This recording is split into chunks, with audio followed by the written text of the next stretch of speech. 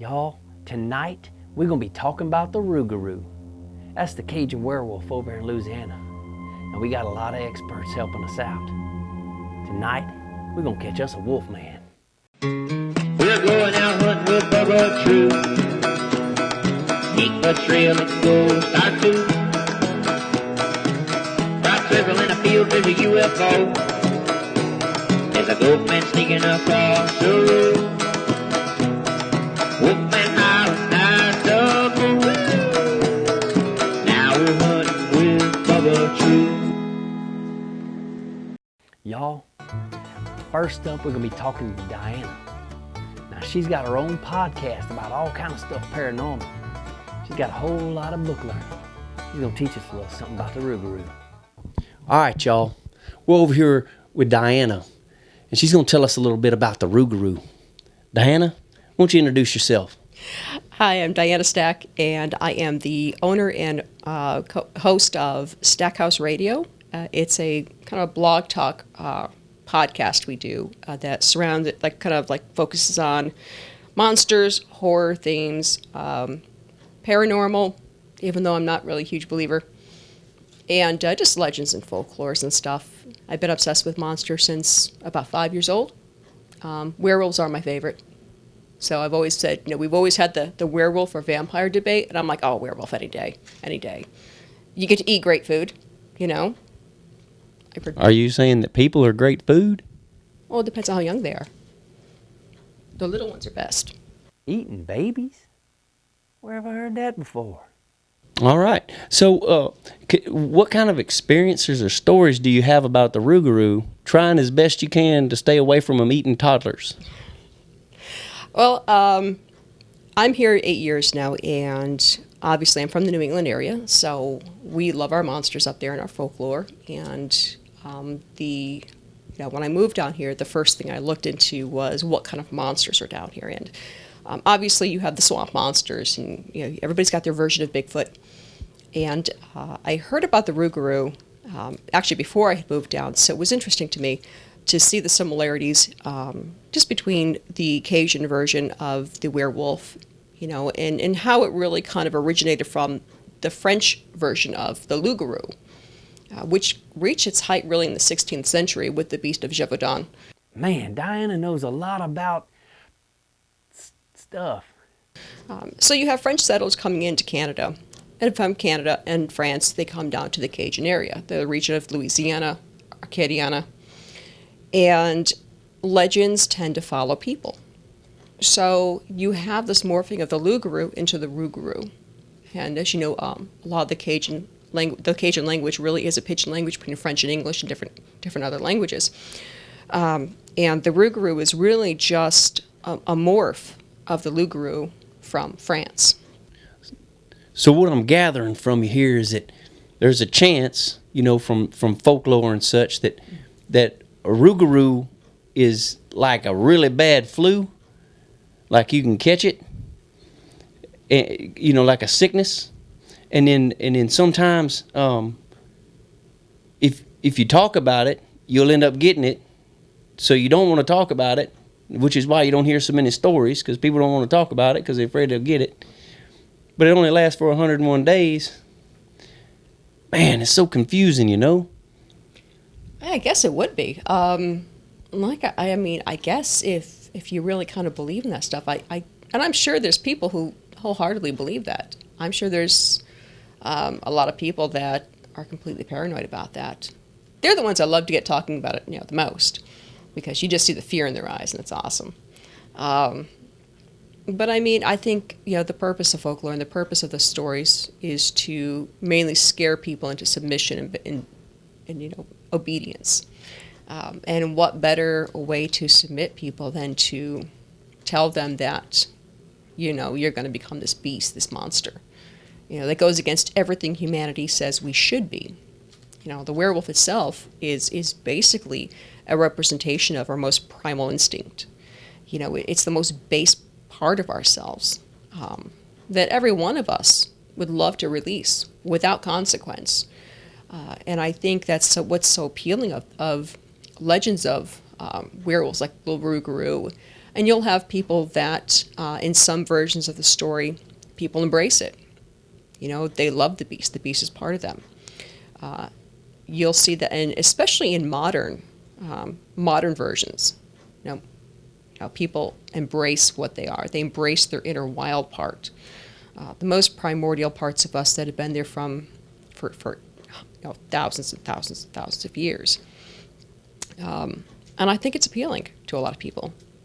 I think that's, part of the love affair people have with these creatures, is that they're the part of us that we're told we should be afraid of. We're told we should turn away from. And I don't know, I think we'd be better off as a society sometimes if we just let loose a little bit. I could be wrong, you know.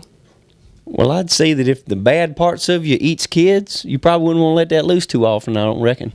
Have you ever seen anything that might be able to stop a Rougarou or a werewolf or something like that? Or at least disrupt them a little bit?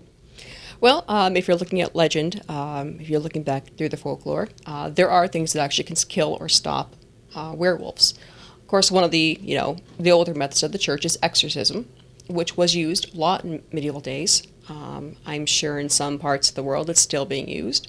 Lycanthropy is actually now a medical condition where people do think that they are werewolves. I actually met a guy back in Gettysburg that just randomly sat down in my booth at night at a bar and started telling me that the wolf was coming out of him and he was changing. And I watched him sit there, grab the table, and start growling. And, the manager came over and I'm waving him down going, no, wait, just wait. Do you reckon maybe he's from California? Because maybe he identified as a werewolf? Did he get a straw when he got his drink or anything? Or? I mean, these days, if they're identifying as a werewolf or a Rougarou, I mean, you really can't kill them because that makes them protected, especially in California. So I guess you're kind of screwed if you come up on one. Right. But here's the thing. Like, it's not illegal to fire a weapon at a mythical creature. And then once it hits it, it's not mythical no more. It's actually it'd probably be protected, but it ain't, don't protect mythical creatures. I ain't seen no literature on protecting unicorns and whatnot. I'm sure after your show there will be. That's what we need to do. We need to get out there and protect some of these critters. Y'all, Diana was so nice to help us out with all her Wikipedia notes she had collected about the Rougarou. Y'all be sure to check out Stackhouse Radio. That's her podcast. All right, folks. We're down here in South Louisiana. Now, if you want to know anything about the Rougarou, this is where you got to be. We got our Lady Jasmine in here. We want to step inside and do an interview with her, see what she knows. Hello. Hi. Are you Bubba Truth? Yes, ma'am. I'm Bubba Truth. I was just wondering if maybe we can come in and talk to you about the Rougarou today. I've been expecting you. Come on in. All right. Now, in my research, one name kept coming up over and over again. Lady Jasmine. Now, I think she gives us the best chance of finding out how to combat this Rougarou and how to catch him. Probably some of the best places to find him. Lady Jasmine, I just want to say thank you so much for letting us come over here and inviting us into your home and letting us... It's a pleasure. Thank you so much. Let me ask you a question about the Rougarou. What does it look like?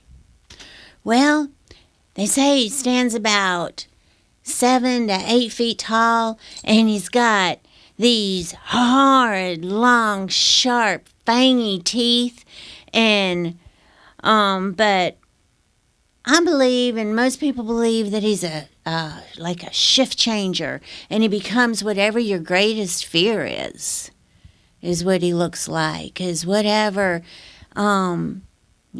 shakes your bed at night. It's, Right, so if I'm, fearing $1 billion, he's going to be $1 billion. Oh, well, I don't know about that, but, So if I'm scared of some of these, horror movie kind of critters, then that might be something he'd show up as? Yes, or if you or this he's really tied heavily into the Catholic tradition, you know. So if you have fear of your sin, if you know that you're doing something to destroy someone or be evil or not love, that evil comes back on you through the Rougarou. What does a Rougarou do? Like, does it attack folks, or is it just scare people? Or I mean, what are the experiences you've had? He only I haven't had any experiences. I'm just going to set the record straight. First of all, in order to become a Rougarou, you have to do one of two things. You have to look a Rougarou right in the eye, or you have to see the Rougarou and tell people about it. So I'm just sitting here right now. I have never seen the Rougarou and never intend to. But I could tell you a story about my Uncle Jobert, who experienced the Rougarou. I think we'd love to hear that. He had just gotten married to my Aunt Marie. They had just had their... Hold on just a second. Let me ask. Your Uncle Jobert got married to your Aunt Marie, or did Marie become your aunt when she married? All right, I was just checking. It is Louisiana. I just want to make sure. Right. I understand that. Yes, so... But she was making I believe she was making a marlaton, like a crab meat and shrimp marlaton, you know, trying to impress her new husband, all of her cooking skills, and the door flies open and he comes in and he is like bloody and scratched and just torn and tethered and he was shaking like a rattlesnake and yeah, the root got him. The Rougarou got him? Yes. Like, can you tell us about the encounter? Do you know anything about it? Let me think. Do I know anything about the encounter? No, I don't. But I do know that that after the encounter, all of the Rougarou only comes out on the full moon. Well, right after this incident, all of the neighbors started losing their livestock and their animals and everything on the full moon, so they knew what it was. So they sent out a posse and they went hunting for him, and they found him. And but they found him as the Rougarou, and it was my papa. My papa, with his posse, went out and found him, and yeah, they had to kill him. Your papa killed a Rougarou? Well, he had to. You know, Rougarous are sheer evil. If you break your lint, they will come and find you and eat you. I don't even know what lint is. I mean, I ain't cleaned lint out of my dryer in like 6 weeks. They are raw-eating, flesh-eating creatures. I want to tell you that's about 86% of the reason why I'm not Catholic is because of the Rougarou. I mean, I've heard this story in the past, and that's about 86%. It's about another, maybe 86.5%. Well, I myself am Catholic, but I believe that I have a protection of the Rougarou, you know, from knowing not to look them in the eye and not to be spreading stories about personal encounters. So would this interview kind of maybe classify as one of those stories? No, because I have personally never seen, I have never seen the Rougarou. So your story has to be about what you witnessed, not like you can't share somebody else's story. There's no third-party Rougarouisms happening. Apparently not. All right, so I can't become a Rougarou by telling your story, only by telling mine. Correct. All right, well, I feel safer because of that. about this looking in the eye thing. Like, how does that work? I mean, You can pass them on the street because you don't know who a Rougarou is, because they only come out on the full moon. It could be you. It could be me. And you would never know it, and I would never know it. And if I cross you, and like right now, if I were I see you have on sunglasses. I cannot look you in the eye. You could be the Rougarou. I have to admit, this is, again, 86% of the reason why I wear sunglasses all the time, because you don't know who a Rougarou is. And So when you're in saying, the eye, the cars, just the cars. They share their cars when you look in their eyes, because the eyes are the window to the soul. right. So let me ask you another question.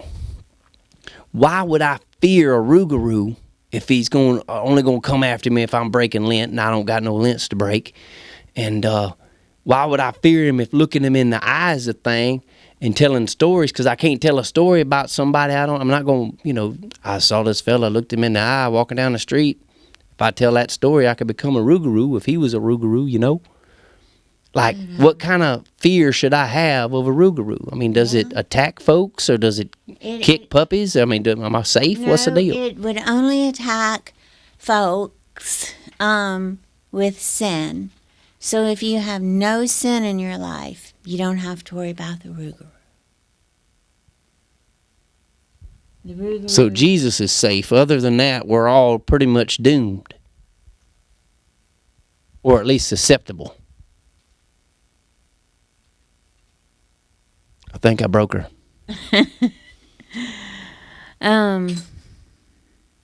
Jesus is safe. Yes.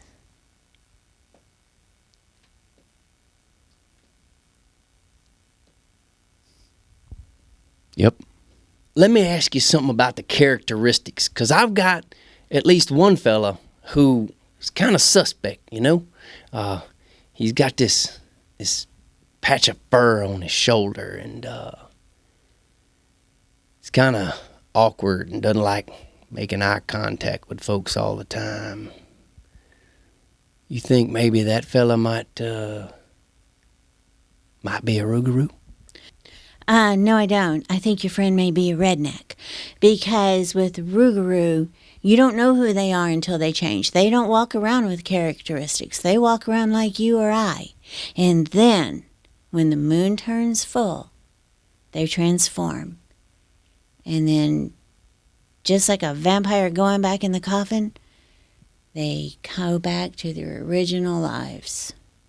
Gosh, I wish I could think of at least one more question for you to help us, kind of picture out what a Rougarou really is. What's your greatest fear? Winning $1 million. I think she stole that from me from before. But I'm scared to death of $1 million right now. I'm fixing to jump under that bed over yonder and hide. All right, folks. We're going to keep moving on. Lady Jasmine, we appreciate your time and your effort. Thank you. And all your wisdom when it comes to the Rougarou. So we're going to get going, if you don't mind. All right. Well, I hope I was of some help. I hope so, too. Otherwise, we're doomed. Well, let me ask you one more thing. Okay. Is there any parting advice you have as we go out here trying to hunt this feller down? Yes.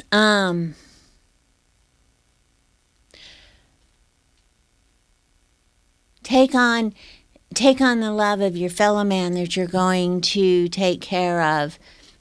So when you encounter the Rougarou, you will have no hate, fear in your heart, and you will be able to conquer. All right.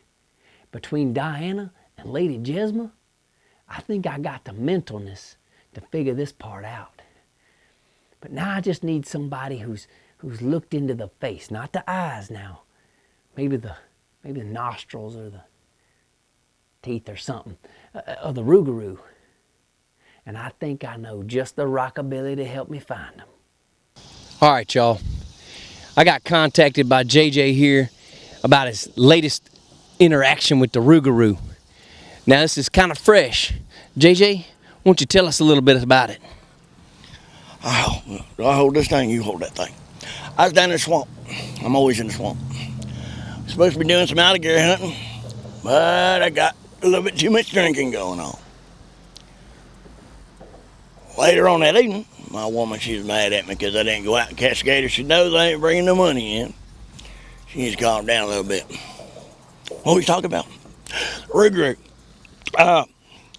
Well, I'm out there in that P-row and I'm pushing on down the canal, trying to stay away from her in that cleaver, because I'm pretty sure it's going to hurt. Redhead. So I'm down there, we're paddling along. It's dark. I'm lost, but I got plenty of beer, so I don't care. And I heard a splash out there in that creek on the lower end of, what do you call that? Bayou Potash. Like potash, but potash. In case you can't figure that. Right. So I'm down there, and I heard a splash in the water. I was like, I know what's going on, so I took out my little, I don't have it with me, my little flashlight, and I went to looking around. I seen something over on the bank. That could have been Bubba, because Bubba had been drinking. He lived out that way somewhere, but I don't know if it was him because he didn't say anything when I said, "Hey, what are you doing over there?" And this thing froze, and I seen some big old teeth. And it like not no people teeth. Now, mind you, it looked like gator teeth, but they was too high. I mean, unless you got a gator climbing a tree, which is what the gator climbing a tree. This thing had out a big old yell, like a, "Wow!" I thought, holy crap, what is that? Well, I come back later on that evening, scared, because I did me some paddling. I was paddling hard with one hand, holding my beer with the other one, trying not to spill the beer, because it was the last one I had. As I started drinking more once I seen this thing, I got scared. But I was afraid it was going to be able to follow me because of the smell. I got a little scared, and it came out. So anyway, I'm paddling. I know he can follow me. I hear some splashing up behind me. And I look back, and swinging up behind me as quick as he could was, I'm pretty sure it was a Rougarou. Why do I think it was a Rougarou? Because that daggum thing looked like them stories Mama and Pawpaw used to tell me when I was a little one. Now, when you're little, they don't want you going by the creek and by the bayou at night because of gators. They don't want you falling in. They know you can swim like a tadpole. But, man, you can't let them gators get you in the night. So they tell us about the Rougarou, and I always thought that was hullabaloo. Until that night, that thing's real. And it's scary looking even. You don't want to see it.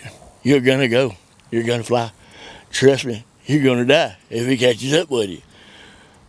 About how long ago was this? Oh, watch ain't there. I guess it was about a year or two, maybe sooner. Last week. Not about a year or two, maybe. Somewhere. In between last week and a year or two, yeah. Between last year and a week ago. All right. So I see him a lot every time I get out there with my P-row. I think I see him. Well, I don't really see him because it's dark. I don't got my darn flashlight. It's a little old thing, you know, one of them little Q-beam things. It's about that big around, fits in your pocket. But yeah, I ain't never got no good seeing on him. I'm thinking it might be because I don't have my glasses on, or it might have something to do with the beer, people telling me, but I don't think so because there just ain't enough beer to make me see wrong. What do you think? well, I think you ought to take us out there so we can do a little investigating. See if we can't dredge him out. You got beer? Oh, we can find some beer, I reckon. All right, because I don't do nothing for free. But I'll take you out there and let's go take a look-see. I bet you will find him, and you're going to hear that thing scream, and you're going to feel my P-row up with the same stuff I did. Takes a week to clean that stuff out, don't you know? All right, then. Looks like we're going hunting for the Rougarou. Lead the way. I'm on it. Get ready, y'all. We're about to go hunt that Rougarou. Now, JJ and I, we've got a whole lot of knowledge, book learning, we studied up, and we got some good advice. Now we're going to go out there and catch this Rougarou. I'm more prepared for this hunt than I've been for any in my life. What in the world was that, JJ? So I'm telling you, that was that Rougarou. You should have brought that back. You should have brought something to stick 'em with. Oh, man, you should have stopped me or something. How'd you... Oh, It was a redhead. yeah. You sure that wasn't your wife with that cleaver? Oh, she was mad about that boat, wasn't she? Yeah. I don't think so. Man, I'm starting to feel... You bleeding, brother? Oh, I am bleeding. Starting to feel a little woozy. I didn't get you. I didn't get you. No? I don't see nothing on there. Man. All right, y'all. Y'all tune in next week. I sure hope we got a show for you. We gotta get the poppies. You hear something? Oh dang! We gotta get. We do got to go. Oh, Lord. Bye on it.